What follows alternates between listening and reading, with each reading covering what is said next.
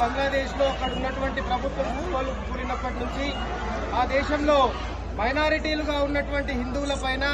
మరియు హిందూ దేవాలయాలపైన జరుగుతున్నటువంటి మారణ హోమాన్ని మనమందరం చూస్తూ ఉన్నాం. అదేవిధంగా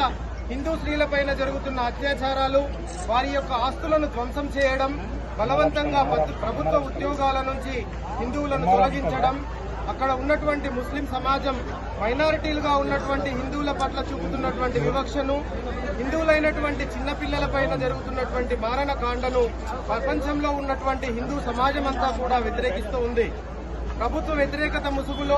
ఇలాంటి మతఛాందసవాదాన్ని అందరం మనుషులు అనేటటువంటి భావనను మర్చిపోయి మైనారిటీలుగా ఉన్నటువంటి హిందువుల పట్ల చూపుతున్నటువంటి రాక్షసత్వాన్ని ఐక్యరాజ్య సమితి కూడా వ్యతిరేకిస్తూ ఉంది. కావున ఇలాంటి క్రూరమైనటువంటి వింత పోకడలకు స్వస్తి చెప్పి బంగ్లాదేశ్ లో శాంతిని తక్షణమే నెలకొల్పే విధంగా ఇక్కడ ఉన్నటువంటి రాష్ట్ర ప్రభుత్వం మరియు కేంద్ర ప్రభుత్వం వెంటనే చర్యలు చేపట్టాలని, పరిగి పట్టణంలో స్వచ్ఛందంగా వ్యాపారస్తులు, ఉద్యోగస్తులు, విద్యా సంస్థలు, హిందూ బంధువులు స్వచ్ఛందంగా బంద్ను నిర్వహించి బంగ్లాదేశ్ లో హిందువులపై జరుగుతున్న వివక్షకు వ్యతిరేకంగా